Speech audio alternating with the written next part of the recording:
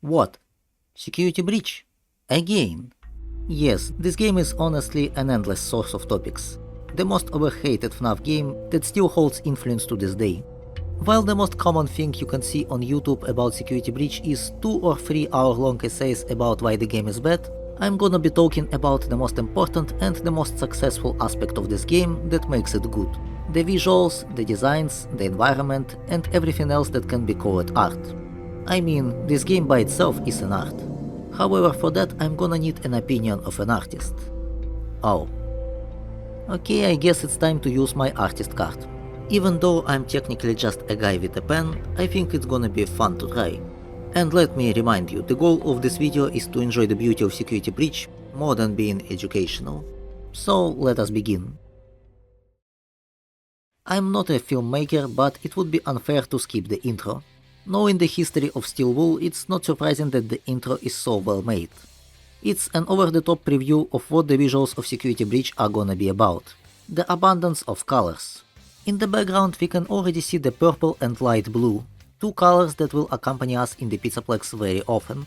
The light bounces off of characters perfectly, and despite the amount of effects and lights, there's not a moment where they wouldn't be in the focus, and not a moment where you could mistake one character for another. This is not only due to the lighting, but also to the character design itself. I can never stop admiring how visually balanced this cast is. There's little to no overlap in colors, and the rare ones that overlap are usually the secondary colors, like the purple on Monty and Roxy, or the colors that just highlight smaller details, like Chica's green earrings and Roxy's green hair strand. The colors are also balanced in terms of warmth and coldness, and I think we can prove it by ruining the balance and turning Chica into her classic yellow color. Suddenly her yellow stacks with Freddy's orange, and Monty has plenty of yellow too. Now the picture looks too warm. That doesn't necessarily mean it would look bad, but it would change the mood and the aforementioned balance. While containing this balance, the colors still reflect the character traits of Glamrocks. Chica's main colors are peaceful white and soft pink, that go well together and make the darker pink that highlights smaller details to pop off. And that color fits her kind nature more than anything, since white is indeed a color of purity and innocence, at least in the Western culture. Monty's green and yellow is maybe a bit excessive, but it works very well with his home attraction, Monty Golf, as there it feels as a camouflage. He also has a red mohawk, and it's the only red detail he has, so it stands out well. Mohawk by itself is kind of a rebellious symbol, and it's only suitable for it to be red, an aggressive color. His eyes are also red, but unfortunately most of the times we don't see them, so it's not that important. In addition, he has purple hands with pitch black nails, which is simply menacing when comparing to someone like Freddy. Overall, his color scheme looks like a tetradic one. It's the one where the colors build a rectangle on the color wheel. But to keep things simple, I will try to avoid using such color scheme names too often. Speaking of Freddy, his overall color palette is a mix of mostly warm colors that create a feeling of safety around him, since he is our only ally.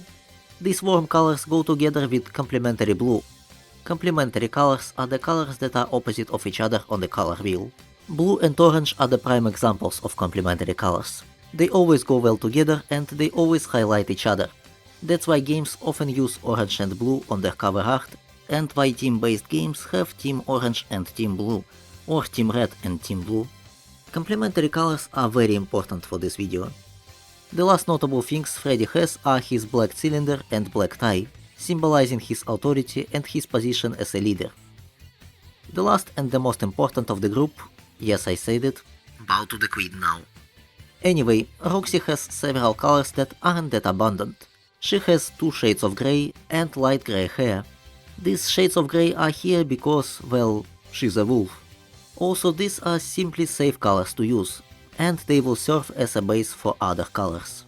While Monty had red as a sign of aggression, each color has several meanings when it comes to the color theory. Red, for example, can mean not only aggression, but also passion. Roxy is a competitive racer. Her body's red is a bit darker, with black details, and it shows her passion for racing. Green and red are complementary colors as well, so they bounce off each other well. The last thing here is the small addition of purple into the mix.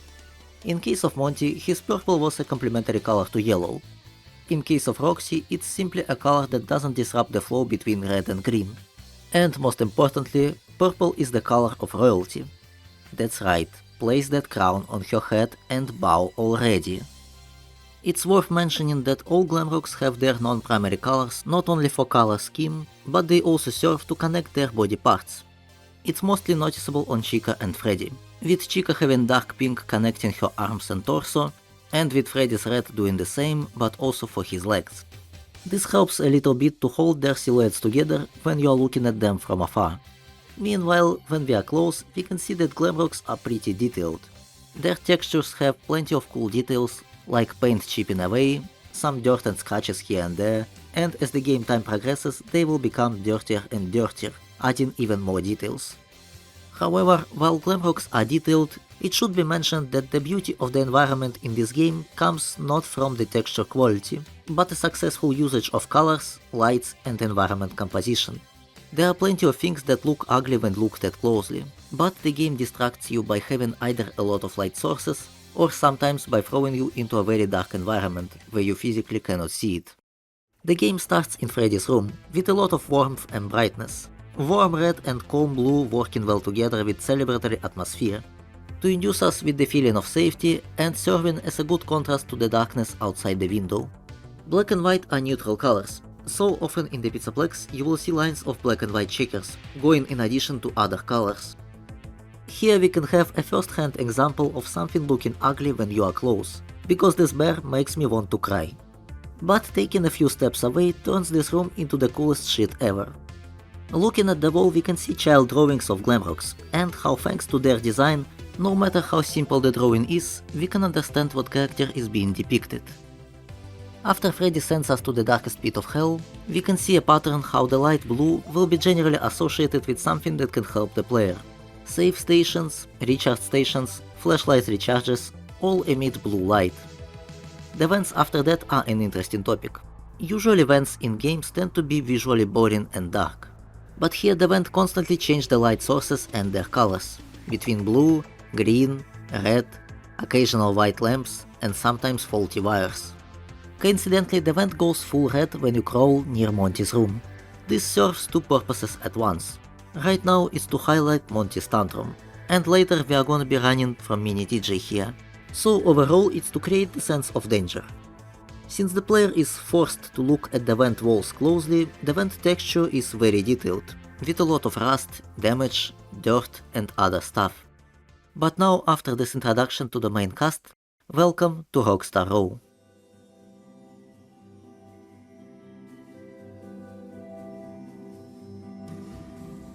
A very welcoming place, mainly not because of colors, but because of being a museum dedicated to nostalgia and having a very cozy soundtrack.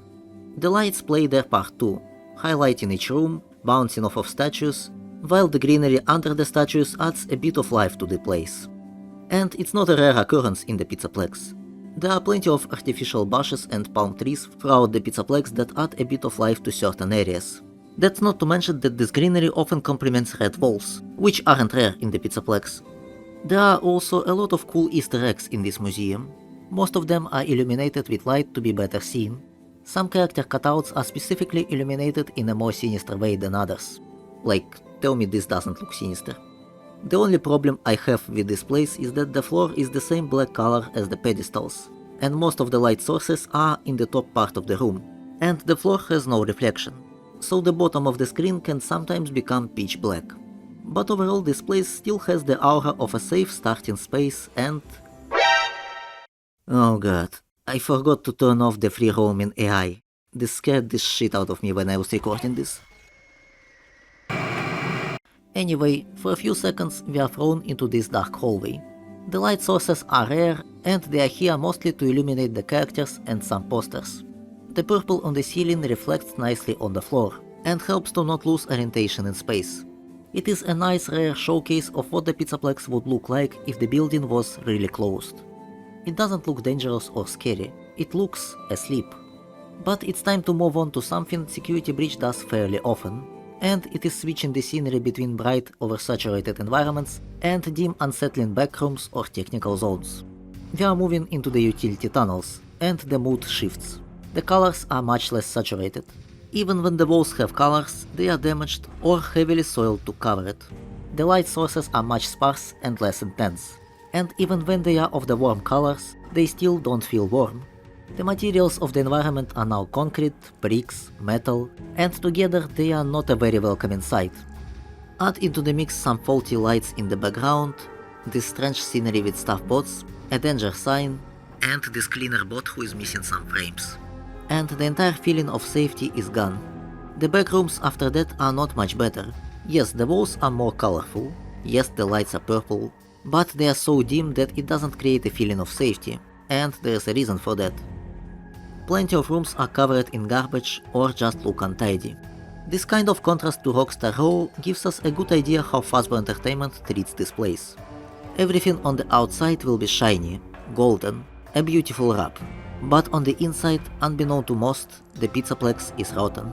And we will see more examples of this later. Right now we are approaching the chase with Monty, and you can see a shift in the lighting. The entire narrow hallway here is red, to give us a sense of danger. It's not just Monty whose aggressive arrival tells us to run, it's the environment. In this light everything looks like a danger, and I mean it. Because look at this dark and menacing silhouette of Roxy with a red light behind her. Now that we are ascending from Red Hell into a more peaceful environment, there is not much to say at first. The dark office with the only source of light being a white noise screen is here to create a feeling of uncertainty and isolation. Screens with white noise always pop off in dark places, and they often serve as a visual cue that something is going wrong. But then we get to the main lobby, and the abundance of colors is finally back. If you've ever read Tales from the Pizzaplex, then you know how the Pizzaplex is described there. LEDs and neon lighting were everywhere. LED lights wrapped the tabletops and traced the perimeters of the black and white checkerboard squares on the floor.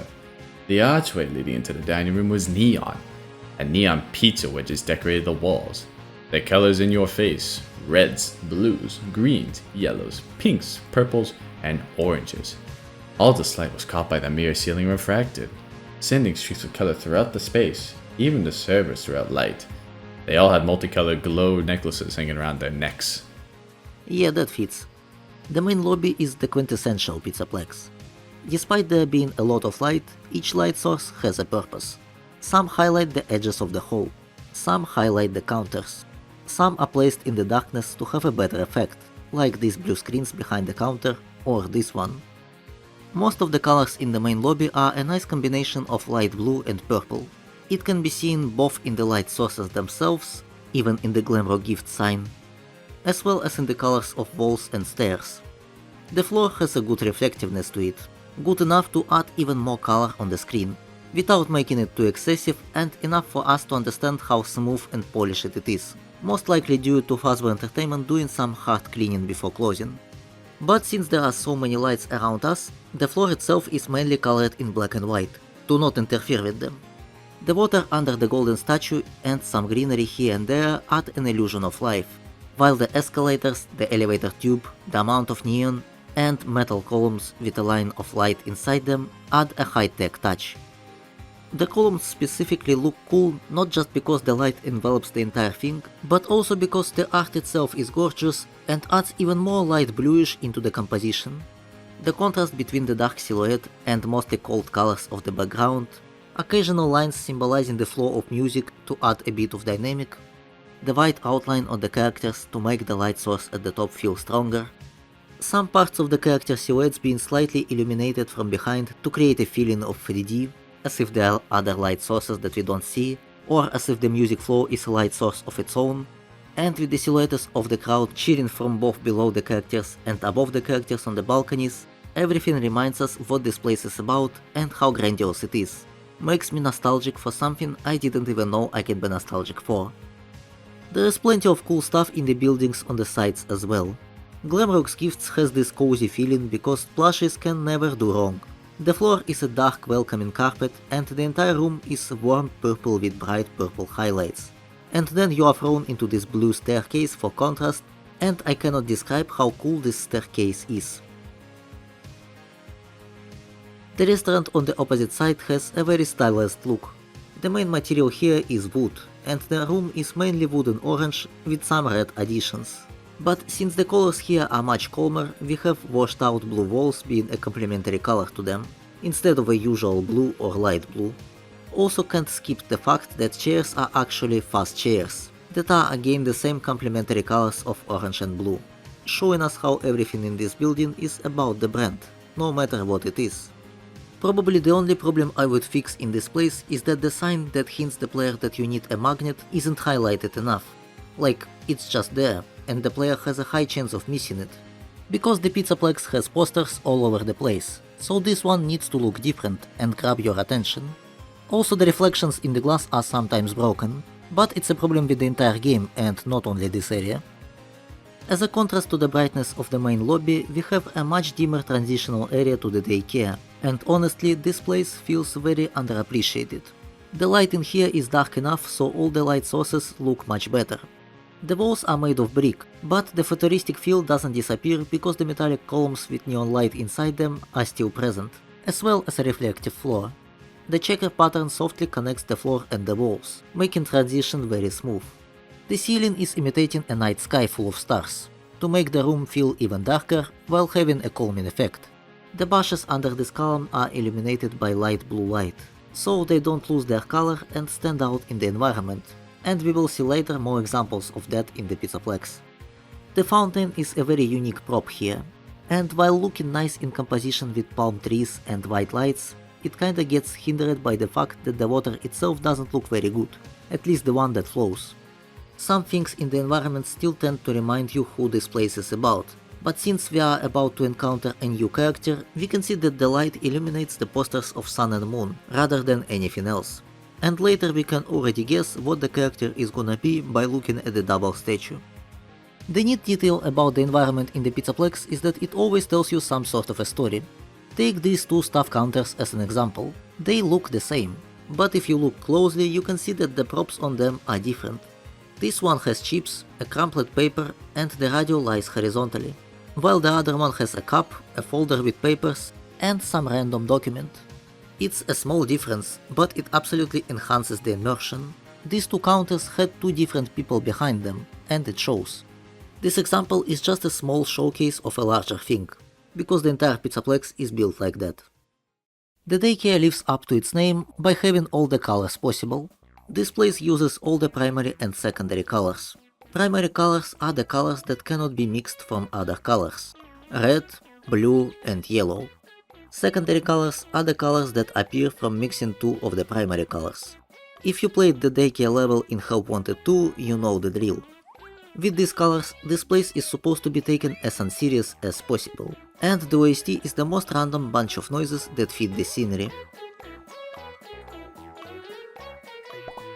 The walls outside the Daycare are bluish grey, technically to imitate the sky, but if it would have been any of the colors from the playground, it would overload your sensors and the playground itself would stand out much less. There are still some reminders about the Glamrocks, but they really blend in with the environment since they are not the main focus here. Sun fits in here with his clowny appearance and a warm color palette. But to be fair, while he does have some clown features, he doesn't really feel like a clown, and he doesn't feel unsettling either. Although maybe I just got used to him. He also has some palm prints on his face as if children were climbing him. Yet again, a small detail that has some story behind it. The security desk is one of those desks that has a frame of Roxy, as if we needed more evidence that she is the best. The brighter the colors, the spacier the place will look. And because there are so many vibrant colors, even the Jumbo Maze feels very open. Of course, the game will instantly contrast it by plunging the Daycare into the darkness. And I mean real darkness. Probably one of the few places where the flashlight is actually mandatory. Now the colors don't do any favors, and everything feels claustrophobic. While in the maze, these colors can be straight up disorienting. The ceiling imitates a night sky, and you can see some yellow stars here and there, but none of them emit light. They are here more so that you can see where the ceiling and walls are. The only meaningful light source is the screen at the security desk, which signals to the player that this is the only safe place. Moon with his posture looks menacing enough, slowly approaching you from the darkness, and the flashlight highlights his moon-shaped face more than anything else. When you activate a certain number of generators, Moon goes into a more aggressive stage.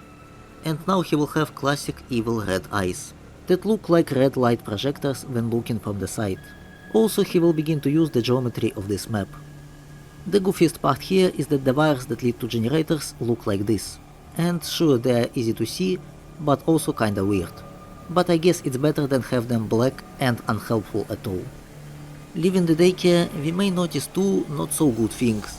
First, Moon will be now coming out every hour, and instead of turning off the lights, the game throws at you an awful filter. And second, the flashlight makes everything look ugly as hell. We now have two options where to go, and I always choose the kitchen because I don't want to deal with office section in the arcade. But before that, finally, welcome to the Atrium.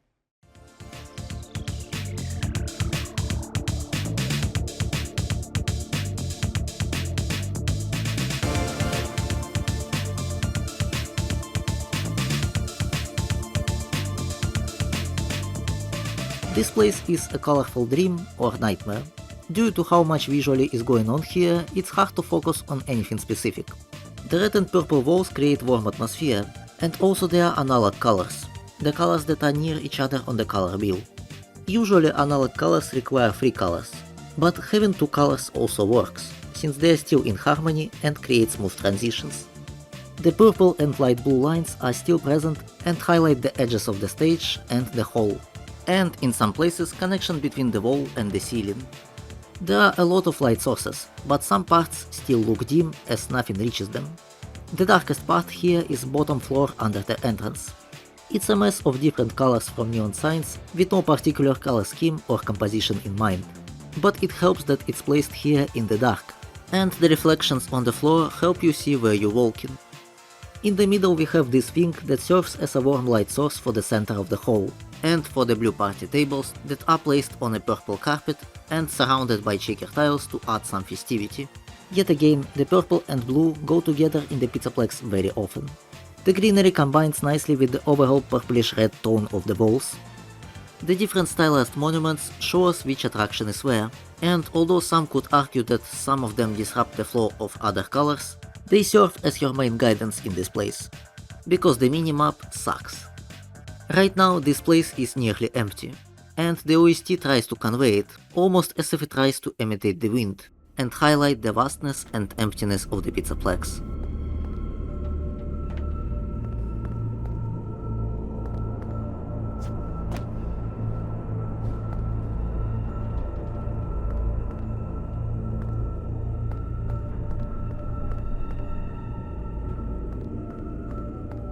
We will come back to the attractions themselves later.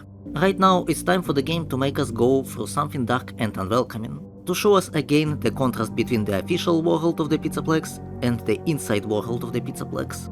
We are going to the kitchen, and the game again uses the colors in the vents to show us that there's gonna be danger, as the lights are becoming redder the further we crawl, and it's all because of this fella. In my humble opinion, this is the most uncanny design in all of Security Breach, and I'm not talking about arachnophobia. No, I'm talking about the empty black eyes and black mouth, contrasting with his bright color palette. For comparison, our big body DJ Music Man has similar design, but unlike the mini DJ, this big fella is much more colorful and he is very expressive. This little shit on the other hand looks undead as hell, and the drumming steps of his many legs sound like I'm being chased by some centipede, and it's disgusting. And the vent is red to add tension, and we slide, and the lights are green now because we are safe, thank god. We are now in the technical part of the building, so the materials around us are more crude. Bricked walls, concrete or dull metal floor, everything is dirty. These lockers are yellow to remind us that we can actually hide. Oh, that's a lot of damage. You know, despite the Pizzaplex being empty, this place feels alive because of things like this. This kind of environment always gives a feeling that something was happening some time ago. This place wasn't just built before you arrived. Things were happening and then people left for the night, and you see the results of their events. Chica is hunting us, and it's only fitting to have this dim tense reddish-orange light. The place is full of metal, but it doesn't reflect much, to not cheer you up accidentally. The player ends up in a security office, and while most security offices share the same idea, none of them are identical. They have different shapes or sizes, they have different levels of dirtiness, type of equipment, and variety of items left behind by security personnel.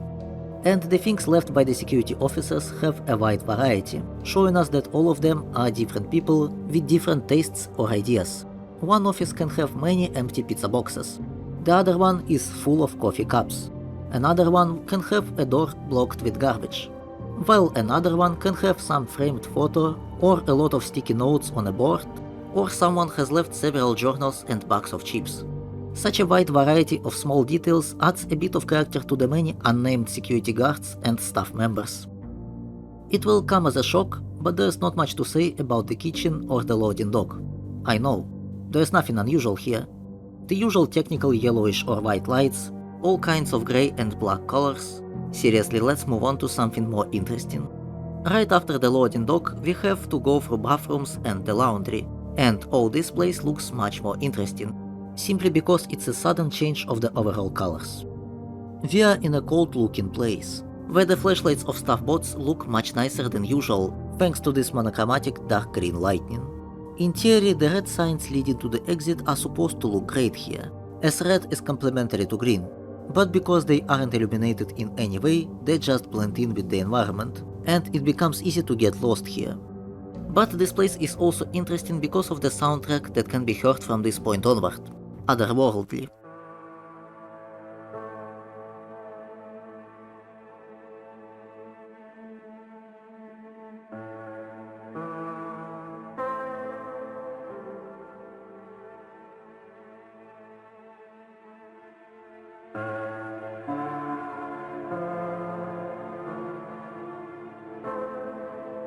It's very melancholic, and feels like a complete opposite to what the Pizzaplex showed to us up to this point. It's not even scary, it's more like it tells us about the tragedies that happened in this place and that we don't know yet about. And that one of the tragedies happens right now, despite all the lights and colors telling us otherwise. It sets up the mood for everything we will learn in the future, be it the deaths at the Pizzaplex, the Mimic, Glamrocks or Ruin. No matter what we do, we have already lost. Finally, we've come face to face with Vanny, and you just know that if people are still disappointed with how much of a wasted potential she is, then probably there's something special about her. And I can define this only as aura and marketing. It's not that much about her looks, although her costume that is stitched together does serve a lore purpose, and the bright orange eyes look great when she approaches you from the dark, but I do believe it is mostly to everything else. Her animations show a very playful and insane behavior at the same time. She is very agile, she constantly dances, and when she starts the chase, she can really send you into panic with how suddenly fast she closes the distance. No more dancing, just a fixation on the target. And all of this is seasoned with a dose of tension and fear due to the effect she causes on your vision and sound.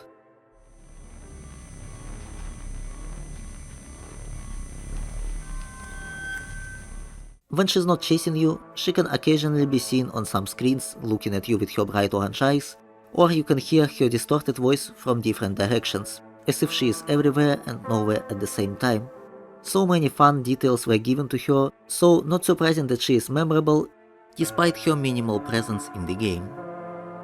After briefly going through the bright places, we must go into more darkness, so concrete, dark metal and various building materials are now prevalent again, this time on the road to the backstage. Damn, look at that. The white noise pops off nicely in the darkness, reflects on the wall and doesn't interfere with the purple neon on the column. Security Breach has a rule that the visuals should never get stale, and works hard on them both in the bright parts of the game and the dark parts of the game. The place further is pretty low on light sources, and most of them are directional. I guess that's the word. This can create tension and some cool effects, like when Roxy chases you through the light and she changes between a bright figure and a dark silhouette. The light highlights the lockers for you. I'm not gonna use them anyway. Since we are in the part that is under construction, the grey floor with empty checkers only fits the feeling of this place being work in progress.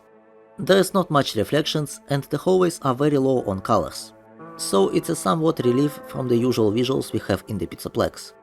The backstage booth feels like a wasted potential. It looks kind of generic. and honestly everything here already has a good setup for some tense and cool visuals. We have monitors with white noise, blue screens, red screens. These are all ways of relaying to the player that something goes wrong, and unfortunately it doesn't really feel that way. This place should feel unsafe, considering how we are defending here the doors and waiting for Freddy. But someone at Steelwool decided that these lamps should be on. Instead of making the monitors the main sources of light, they are being completely lost in this white brightness. So all it would take to fix this place is to turn off the lamps. Back to the Atrium, and we activate the show disc, which activates the holograms and adds the intro song as a background noise. The Atrium now will feel much safer and the illusion of life will be a bit stronger. But the game yet again throws us for contrast into the darkness of parts and service.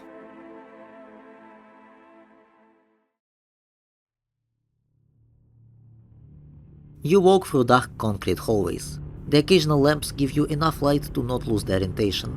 Suddenly you see a metallic figure in the darkness, and 2 red dots. It's not moving. You hide. You hear heavy footsteps, a lot of them. Your vision is shaking. The footsteps passed you by. You use the opportunity and run where they came from. You hear how their footsteps follow you. You make a turn, then another one. The footsteps fell silent. Pairs of red dots look at you from behind the corner. You press buttons and open doors. You run back, but now the sounds of footsteps come from everywhere. It is disorienting. You look behind and stop several figures with your sight. You go backwards, only to bump into another metal figure. This was the usual experience of the Ender section, probably. But seriously, this place is the most tense part of the game. The flashlight is a must-have. At the beginning you have this room with one light in the center, which is made to catch the eye of the player. Looking closely shows that there are parts of a destroyed Ender, setting the tone that some danger is up ahead. The Enders aura farm in the dark with their red eyes, the screen constantly shakes from their walking, the place looks like it's a part of the Daycare, adding a bit of uncanniness.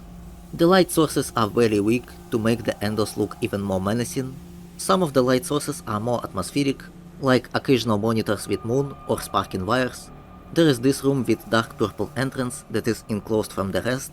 The hallways go in a circle, and so the sound of footsteps comes from every direction, and can really get on your nerves. This entrance has both red and green lamps. The table in the middle is illuminated so you would instantly notice the objective, and to distract you from the fact that there are Enders everywhere. The Enders force you to look at them, and sometimes you might end up in the situation where you need to look in several directions, or by the end of it you have to look everywhere at once. So many things here are to create tension or even panic. On the way there and back from there you have to go through a vent, and it's red again, so you know the drill.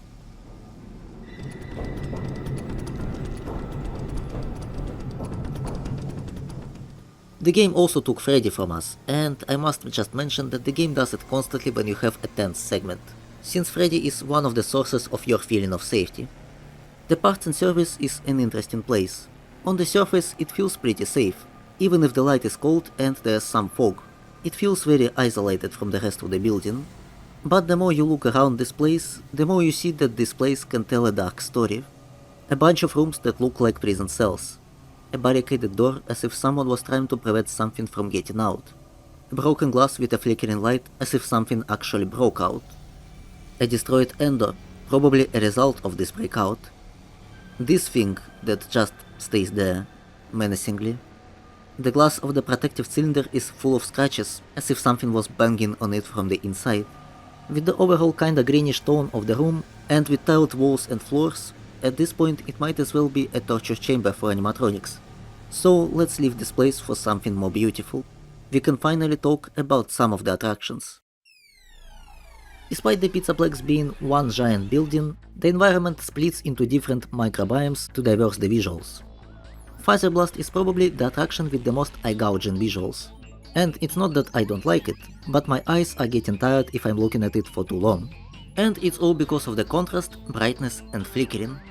At the beginning it looks pretty tame. Dark walls with corners illuminated by green neon and with purple and blue thrown into the mix, to create the atmosphere of romanticized space. But then it goes a bit off the rails. You have black walls contrasting with vertical lines of neon, both in the rooms and narrow hallways imitating a space station and making the narrow space look even narrower. Sure, looks fitting, and also can become tiring on your eyes when you are moving.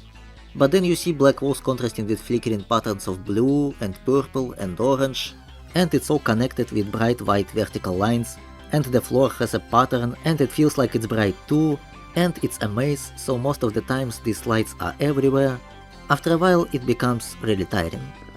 On the plus side, the colors help you navigate the maze, while having the third flag on a different floor that looks like a space platform adds verticality to the layout and a spacey feeling, while the OST adds charm. Despite all of this, Fazerblast is still a very memorable and unique looking location. Meanwhile, Bonnie Bowl has a different problem, a problem of being too bland. The place, for lore reasons, has no particular theme in colors, so they are just all over the place. If in the Fazerblast white colors served as connector between colored panels, here we have white columns that stand on their own in the middle of the room, and they interrupt all other colors with their bright light. I guess you could say that this blue hallway has cool complementary red checkers and transitions into the complementary orange in the arcade.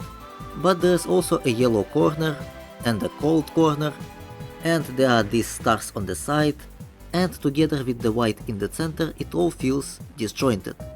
But the white and blue colors definitely fit the ice cream corner near Bonnie's stage. And the alley has a lot of advertisement screens and scoreboards that reflect nicely on the shiny wooden floor. Monty Golf is the attraction with the best atmosphere, thanks to the green and light blue lights working together in this green jungle. The vertical blue lights go all the way up, showing you how high this place is, while the yellow lamps imitating crickets give a warm feeling that we are here at night, and the floor is mostly dark colored and non-reflective, to not interfere with the lightning.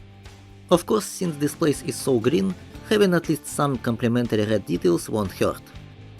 To add even more warm coziness, the place is full of wooden structures scattered across the place that you can explore and hide in. They add a bit of warmth with their wooden orange color. In addition, this place is never silent. There are constant noises of animals that add to the feeling that this place has life, while the OST is one of the chillest soundtracks in all of Security Breach.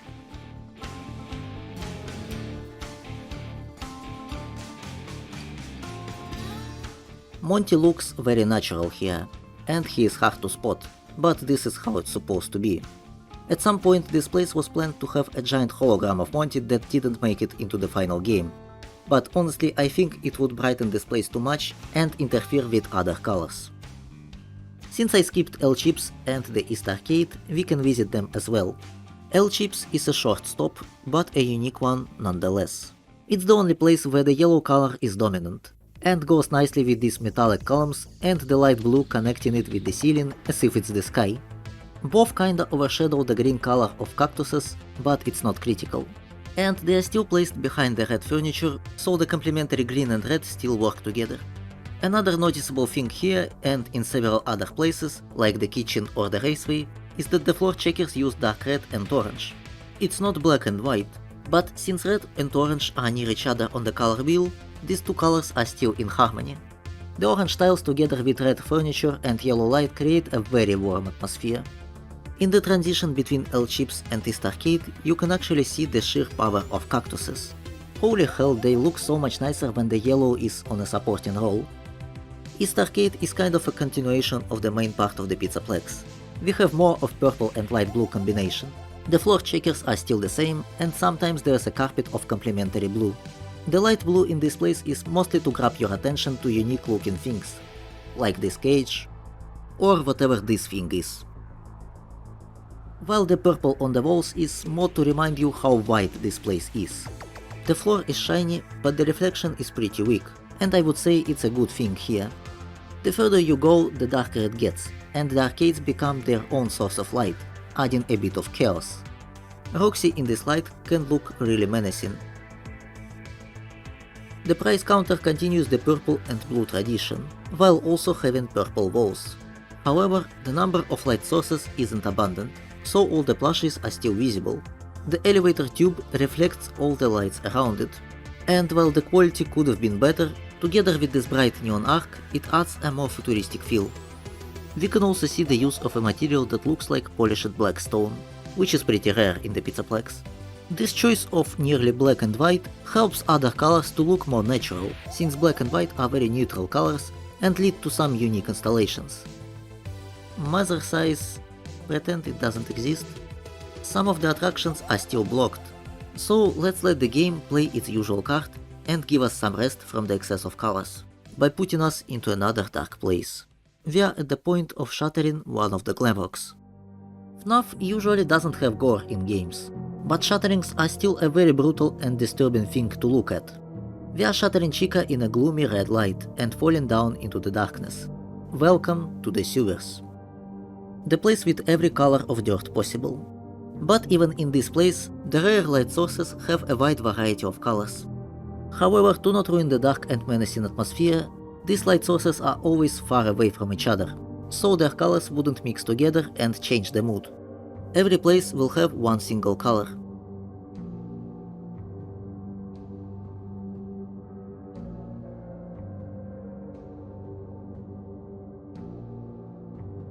And in places where there's no light, you might bump into colored shadows here and there. And since these shadows don't interact with other colors either, the feeling is left the same. In these gloomy, dirty hallways, the dark silhouette of broken Chica pops off much better than it will ever be anywhere else, especially in these fully red maze caves that practically scream that danger is somewhere nearby. Chica's broken voice only adds tension, as well as unsettling questions that arise as you explore more and more. Why is this staffbot head looking at me like that? Who left this small Chica timid spot? Why the staffbots look like Netmarion? And as the icing on the cake, at the end we are greeted by this room, with notes of all kinds of color, with different drawings or messages, a collection of heads of staffbots, and a table as if someone was using staffbots as dolls or puppets. The Pizzaplex can be a very unsettling place if you look deep inside. And since we are on this topic, let's look at something that I skipped before. Menacing dark hallways, flickering light as if something paranormal may be happening, ugly unsettling garbage chute that was for some reason locked behind a gate, and for more environmental storytelling, a destroyed cafeteria that apparently was used as a trap for some of the employees. To add tension, there's a menacing lack of colors. Even the floor tiles aren't your usual black and white. The only light sources here are screens with white noise, some vending machines, and the flashlights of staffbots to give us a feeling that they are still looking for survivors. The entire place looks like there was a huge fight. Everything is turned upside down, and yet there are no bodies. When a dark mystery is unresolved, it has a better chance of being remembered, as your imagination tries to fill in the gaps, creating many horrifying scenarios of what could have happened here. Now that we've spent enough time in the darkness, we can go back into the light and visit the rest of the attractions. Roxy Raceway has a glorious size, yet not much going on here visually in comparison to other attractions. All Roxy's colors are present. Dark red walls, green color highlights greenery and shows us the edges of the stadium, while purple-blue shows us the form of the track. There's a bit more purple-blue here and there, but that's about all the colors you get here. This place is about Roxy, and the spotlight is on her. Having too many light sources could distract us. Half of this place is under construction, so maybe some of the lights just don't work. We can see the beginning of the Sandy Canyon theme Roxy always has in her commercials, and this theme can be fully seen in the Glamrock Beauty Saloon. Unlike the Raceway, here we see an abundance of all kinds of orange and red, be it the surfaces or the lights. They are accompanied by neutral black and white, so the classic black and white checkers are mandatory here. In theory, since we have so much orange and red, it could be good to have blue or green as complementary colors to them. And we have green cactuses scattered around, but the sheer amount of red is too powerful, and the cactuses don't stand out at all. As for the blue, we have blue shadows here, but overall the place looks very warm. And as if it wasn't enough, Fazbear Entertainment are burning tires here. This place also has one of the examples of bad textures, because look at these canyon walls, they are ugly as hell. But they also go well with the overall composition, so who cares. Fazcade is the most underrated place in the entire Pizzaplex in my opinion. It still does the contrast between dark walls and the usual purple and light blue, but there's a trick with the chandelier smoothly switching between the two. The place is very vertical, So every column with the light inside has a much stronger effect, since most of them go all the way up through both floors. On the second floor, the purple combines with the dots of green, and this green also illuminates the greenery of this counter, which works nicely with the lines of light blue and the light blue stairs that lead to it, creating a spot that catches the eye. The dance floor has a bit of smoke to add vibe to the dancing DJ and to have some contrast between the white smoke and the black dancing floor. When the place is on lockdown, the danger senses go high. Most of the colors were replaced by orange. The chandelier went dark and this bright column in the middle became white noise. There are several spots where some of the previous colors remain, but they are being lost since even the tint of the air is red. Everything in this place now looks hostile, and since this is now a danger zone, there needs to be a soundtrack that would raise the players' adrenaline and make them want to move. A soundtrack that would have different stages and would get more tense as the player progresses.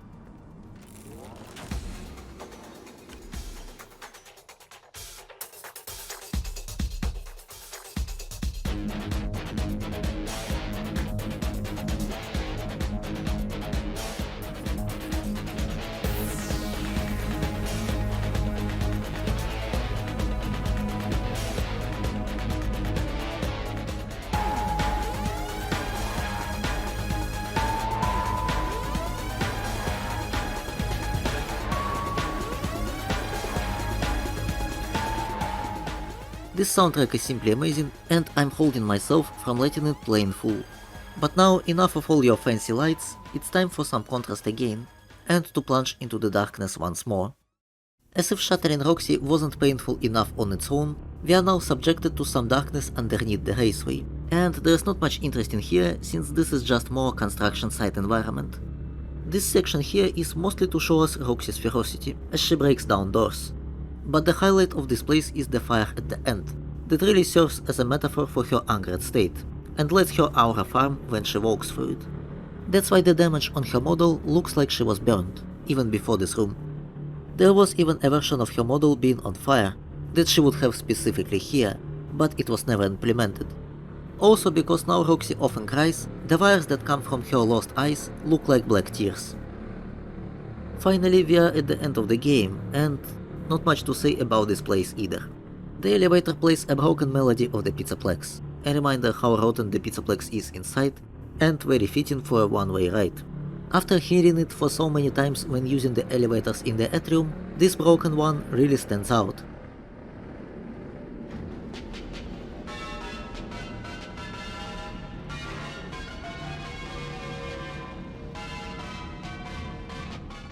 The caves have a nice fog that adds the feeling of some mystery, and also provides cover to the enders chasing you. A giant Freddy head serves as an indication that this was some grandiose place that was lost to time. The insides of the pizza place are much less interesting, and well, the mimic is also uninteresting. The Princess Quest has stricter rules regarding colors. The floor most of the time consists of all kinds of unsaturated or neutral colors: black, white, grey, stony, and similar. The proper saturated colors and brightness were reserved for objects of importance, so the player had an easy time seeing them.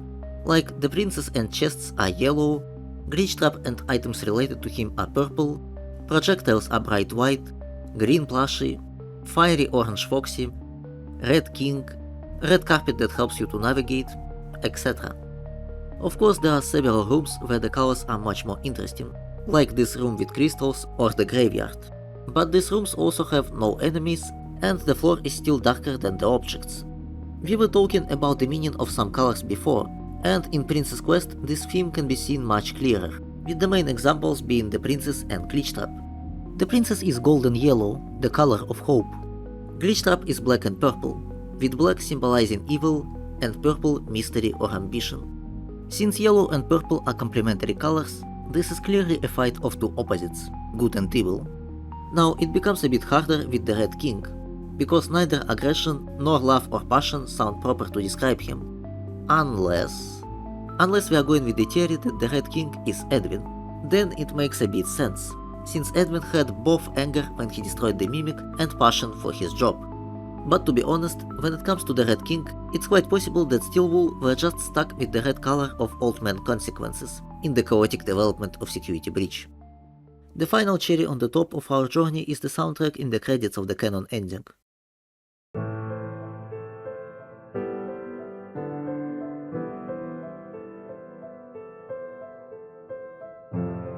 Despite the game being about the place of joy and having so much fun and colors, and Gregory saving Vanessa, and all of them going together into the sunshine, the soundtrack screams that this ending is far from being good, as if the game already knew who's gonna be fan favorites who will suffer injustice no matter what.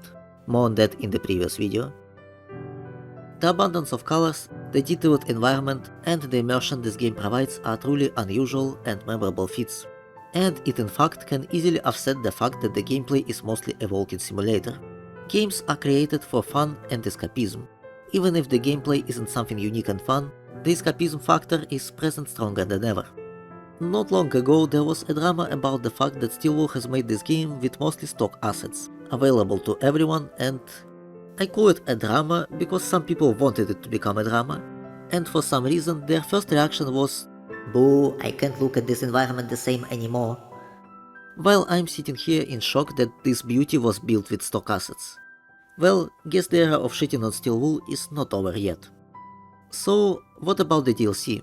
Of course we're not gonna forget about it. But there's one last topic left that will help us painlessly move on to Ruin. Or perhaps not so painlessly. Well, fortunately this pain is not mine to bear. Oh hey look, Ruin! My favorite thing to happen to the Pizzaplex. Okay, look, yeah, Ruin is a very linear game, but the Pizzaplex itself is still really cool. It feels bad, like I feel really bad for it because I love it so much, and seeing it in this decrepit state is... It does something to me. I don't know how to describe it, but it just feels so sad seeing this awesome place in such a rundown shape. But do you know what's even worse? Making it different. You know those elevators we take at the very start of Ruin that supposedly lead up to the Atrium? Well, here is the main balcony in the lobby, and on the same level is the Atrium. So how on earth do you take a real elevator, go up, and then somehow end up in a level below where the Atrium is supposed to be? Not to even mention that the door we take to go down into the utility tunnels is... well, it's not here, is it? Or about this one, in the Roxy Raceway, when we go behind this door, it then takes us down some sewer section and then brings us up to Bonnie Ball, right? The same Bonnie Ball that's all the way up here? Or in the beauty salon when we take this log ride, which then takes us down here? I'm sure there's nothing in the way of that. Or that the gondola workshop would actually be clipping right into the bakery because they are right next to each other. And if you thought that was all for Monty Golf, this wall right here continues all the way to the end here, cutting off this entire corner, just in the catwalk level though. In the normal Monty Golf level, this is fine like normal, in fact we travel through here, but when we get to the catwalks, I don't know. So tell me, is that lazy game design, or is that just huge continuity error which we're going to hope no one takes a look at? I looked at it, Steelwool. I noticed all of it.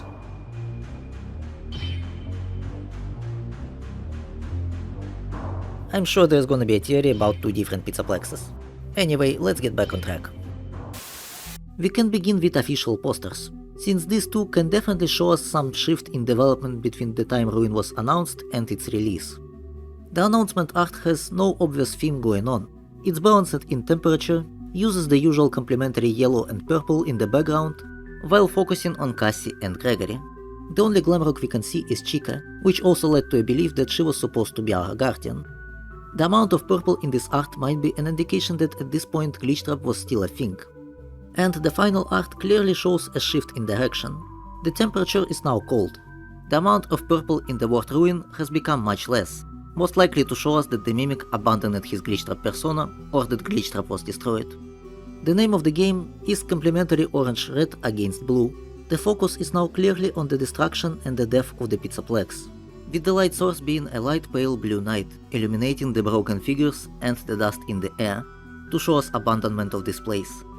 All of the Glamrocks are now present, with the one in the spotlight being Roxy, since her role in the story was now set in stone. Now to the Ruin itself. Most of the locations in Ruin are the ones we already know, so most of the things I have already talked about. but the overall sentiment in Ruin is that now every color is either washed out, or is hidden behind the layers of dirt, or there's no light source to make the color visible. Light sources in Ruin outside of AR are rare, often dim, with less saturation, and rarely overlap each other. Sometimes they can play with complementary colors, but overall they rarely go together. In Security Breach, the dark parts of the Pizzaplex served as a contrast to its bright parts, which was the bigger half of the game. But in Ruin, the roles are reversed. Light sources are here to remind you just how dark the ruined Pizzaplex is. The main lobby is the only place that has proper lighting, and it is orange evening, which creates an illusion that the Pizzaplex is covered in sand. Together with overall dirt, graffiti and everything else, it helps to feel the passage of time since our last visit. The first part of the game tries to raise tension by making random events happen around you, accidental things that may not be accidental. The ambience creates a feeling that the Pizzaplex is now a giant empty tomb.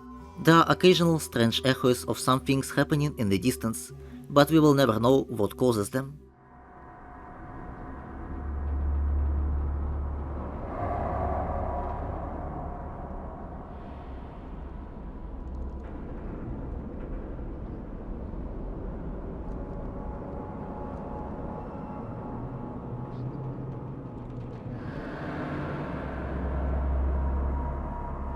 The rare plushes scattered around are basically begging to save them, just like Glamrocks themselves. The vent does strange noises as if something is about to chase you, and plays with your memories about mini DJs.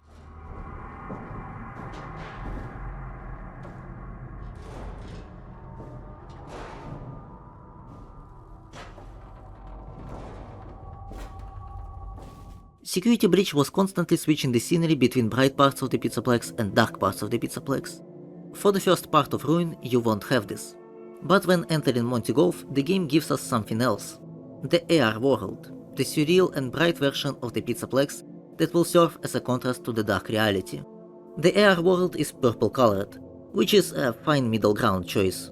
Making it red would create a vibe of danger.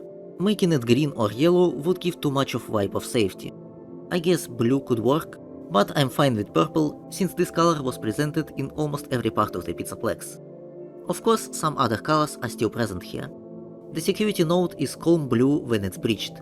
The red is here to show something being broken or blocked, while green represents collectibles and something friendly. Back into the real world, we can find some interesting visual decisions along the way, like here we have complementary red after green, yellow lamps at the catwalks serving as a parallel to the cricket lamps that we saw at the bottom, blue acid contrasting to orange lamps in the bakery, Daycare adding yellow stars to complement purple AR world. But for obvious reasons, Ruin is not that rich on colorful lights, and describing grease, dirt and rot that covers everything we can see is not the most interesting prospect. Although there's one time where Ruin uses the night sky as one of the light sources, and this simple scenery makes me wish to see more stuff like this. Probably the most annoying part of the environment is that Ruin, despite being very linear, still uses yellow paint to show you the way. Sometimes it looks natural, since Fazbear tried to repair the Pizzaplex, so having some paint here and there wouldn't be shocking, but Ruin has too much of it. Sometimes the game instead uses Helpy to point you in the right direction, and this is not much better. I'm not going into details about this scene, because I have a full separate video about it and I don't feel like crying again, but after this we have the same broken elevator. If in Security Breach this broken tune was contrasting the usual tune of other elevators, here it serves as a showcase to how with the deactivation of Roxy, Cassie's life is broken.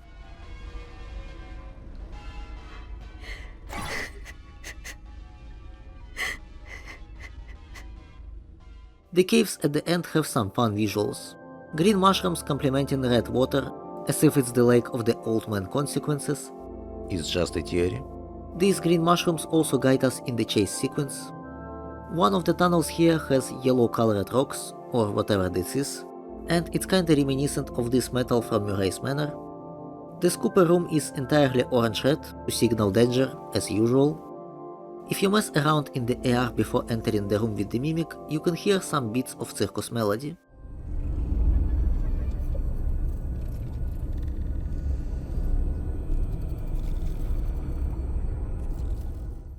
The chase melody also has a bit of carnival feeling. it's just kinda hidden at the end of the track, which you probably won't hear because the chase ends much quicker.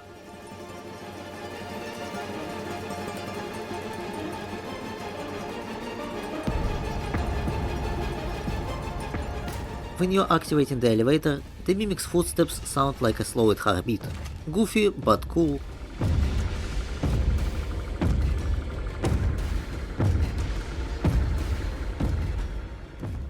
There is no track in the credits of the elevator ending, but there is one in the scooper ending, which I think still fits the occasion, a track with apocalyptic, hopeless feel to it.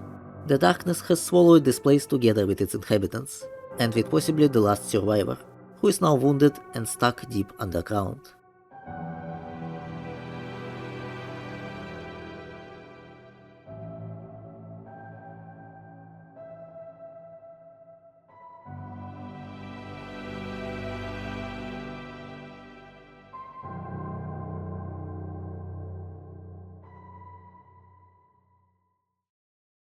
What a crazy journey that was. If you somehow watched it this far, thank you for being here. This definitely was a challenging video to make, and I doubt it was a professional analysis, but it was just a fun thing to do considering how much my channel at art revolves around Security Breach. I may have missed some locations, like the Daycare Theater or the bakery, but they weren't that important and there wasn't much to talk about. I don't know if it's gonna be a series, I would love to talk about art in other games, but I feel like Security Breach is just so unique that it's much easier here than anywhere else. Press like and subscribe if you liked this video, and thank you for watching. Good luck and I'll see you again soon.